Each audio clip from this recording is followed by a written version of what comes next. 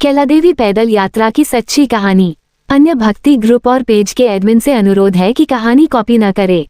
इसके बजाय इसी पोस्ट पेज कैलादेवी मंदिर करौली यात्रा की पोस्ट को अपने ग्रुप में शेयर करे। जय मां कैलादेवी। भाग 1, संकल्प और आगरा से प्रस्थान। मार्च का महीना था। आगरा शहर कैला मैया के जयकारों से गूंज रहा था। शाहगंज की एक संकरी गली में 70 वर्षीय सावित्री अम्मा अपनी लाठी टेकते हुए तैयार खड़ी थीं। उनके चेहरे पर झुर्रियां थीं, लेकिन आंखों में एक अजीब सी चमक थी, जैसे कोई छोटा बच्चा अपनी मां से मिलने के लिए उतावला हो। सावित्री अम्मा का बेटा रमेश और मोहल्ले के करीब 20-25 लोगों का जत्था ग्रुप तैयार था।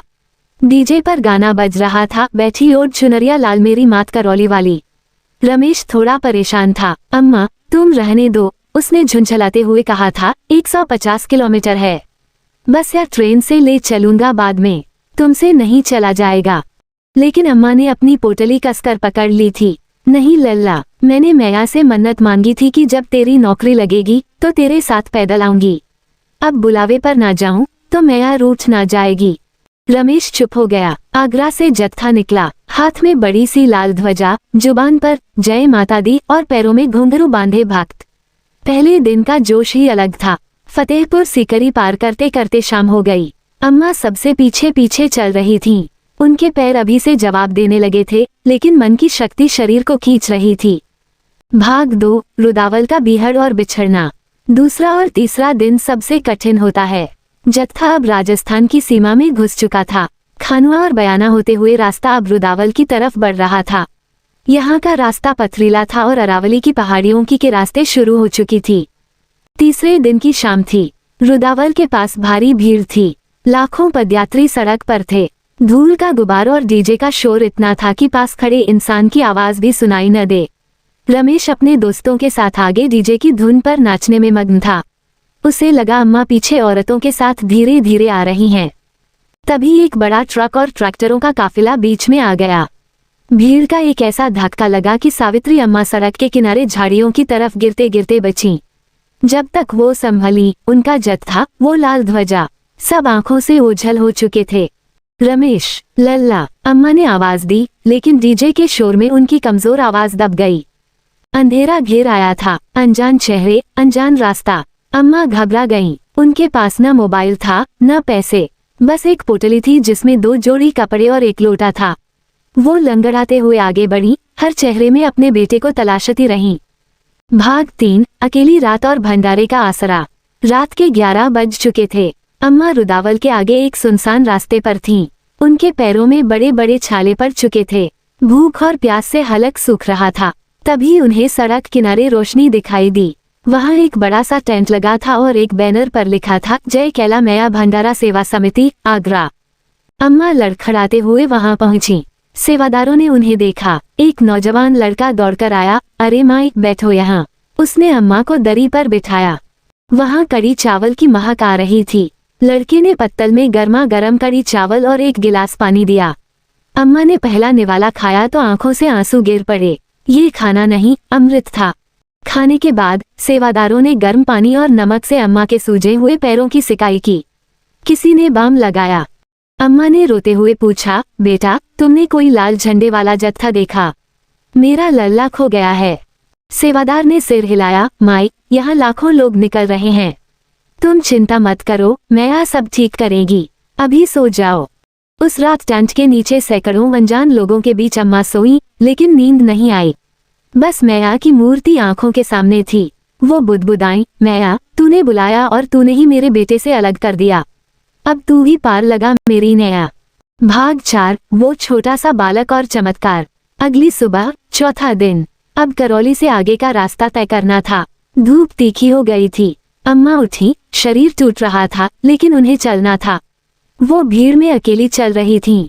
दोपहर होते होते एक सुनसान और उबड़ खाबड़ रास्ते पर अम्मा की आंखों के आगे अंधेरा छाने लगा। चक्कर खाकर वो सड़क किनारे एक बबूल के पेड़ के नीचे गिर गईं।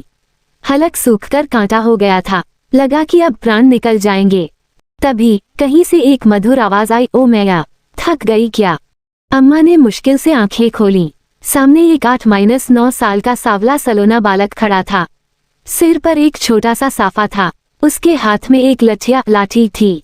बालक ने अपनी कमर पर लटकी सुराही से पानी निकाला और अम्मा के मुंह से लगाया। पानी पीते ही अम्मा के शरीर में जैसे बिजली दौड़ गई। सारी थकान, सारी प्यास गायब हो गई। बालक मुस्कुराया, ले मेरा हाथ पकड़, मैं भी अपनी माँ के पास जा रहा हूँ, तुझे भी छोड़ दूँ। अम्मा ने कहा, लल्ला मेरे पैरों में छाले हैं, चला नहीं जाता। बालक हंसा, अरे तू मेरा हाथ तो पकड़, फिर देख कैसे हवा में उड़ेगी। और सचमुच चमत्कार हुआ। जैसे ही उस बालक ने अम्मा का झुर्रियों वाला हाथ अपने कोमल हाथों में थाम, अम्मा को लगा जैसे उनके पैर जमीन पर नहीं पड़ रहे। वो मीलों का सफर, जो जवानी में भी भारी पड़ता, अब ऐसे कट रहा था जैसे वो बादलों पर चल रही हूँ। रास्ते में बालक खूब बातें करता रहा। कभी कहता, तेरा बेटा रमेश बहुत रो रहा है, कभी कहता, मैया को हलवा पसंद है ना। अम्मा हैरान थी, तुझे मेरे बेटे का नाम कैसे पता। बालक बस मुस्कुरा देता और लांगुरिया गीत गुनगुनाने लगता। भाग 5, काली सिल और मिलन। देखते ही देखते करौली आ गया। कैला देवी मंदिर की पहाड़ियां दिखने लगीं। काली सिल नदी का किनारा आ गया, जहां भक्त हाथ मुंह धोते हैं। बालक ने नदी के पास पहुंचकर अम्मा का हाथ छोड़ दिया। उसने उंगली से इशारा किया, देख मैया, वो रहा तेरा लल्ला। अम्मा ने सामने देखा। काली सिल नदी के घाट पर रमेश सिर पकड़कर बैठा रो रहा था। उसके दोस्त उसे ढांढस बंधा रहे थे। रमेश चिल्ला रहा था, अम्मा को खो दिया मैंने, मैं मैया को क्या मुंह दिखाऊंगा। अम्मा की आंखों से अविरल धारा बह निकली। वो चिल्लाई, रमेश। रमेश ने मुड़कर देखा। उसे अपनी आंखों पर विश्वास नहीं हुआ। वो दौड़कर आया और अम्मा के पैरों में गिर पड़ा। अम्मा, तुम यहाँ कैसे? हम तो पुलिस में रिपोर्ट लिखाने जा रहे थे। तुम इतनी जल्दी अकेले यहाँ कैसे आ गईं? हम तो खुद अभी पहुँचे हैं। अम्मा ने उसे उठाया और कहा, मैं अकेली कहाँ थी लल्ला। वो देख, उस बच्चे ने मुझे यहाँ तक पहुँचाया। वो तो साक्षात। अम्मा मुड़ी उस बालक को दिखाने के लिए, लेकिन वहाँ कोई नहीं था। न वो हरे कुर्ते वाला बालक, न उसकी लाठी। बस दूर हवा में एक मोरपंख धीरे धीरे नीचे गिर रहा था। अम्मा सन्न रह गईं। उन्होंने वो मोरपंख उठाया और माथे से लगा लिया। उन्हें समझ आ गया कि वो कोई साधारण बालक नहीं था। वो स्वयं लांगुरिया मैया के भक्त हनुमान का बाल रूप थे, जो अपनी भक्त की लाज रखने आए थे। उस दिन जब अम्मा ने मुख्य मंदिर में प्रवेश किया, तो भीड़ में भी अच्छे दर्शन हुए। सामने कैला मैया की टेढ़ी गर्दन वाली मूर्ति और माँ चामुंडा की मूर्ति थी। अम्मा को लगा कि मैया की मूर्ति मुस्कुरा रही है। रमेश ने पूछा, अम्मा, तुम तो बहुत थक गई होगी। अम्मा मुस्कुराई, नहीं बेटा, जब साथ में चलाने वाला खुद गोदी में उठा ले, तो थकान कैसी। उस दिन के बाद रमेश हर साल पैदल जाता है, लेकिन अब वो डीजे पर नहीं नाचता। वो सबसे पीछे चलता है, उन बुजुर्गों और लाचारों का हाथ थामने, जिन्हें शायद मैया का कोई और लांगुरिया ढूंढ रहा होता है। बोलो कैला मैया की जय। ये कहानी सच्ची घटना से प्रेरित है।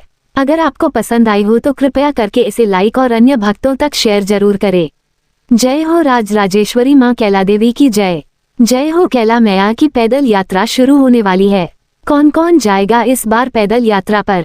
कैला देवी पैदल यात्रा 2026। राजराजेश्वरी माँ कैला देवी की जय। श्री कैला देवी मंदिर, राजस्थान। जय माता दी।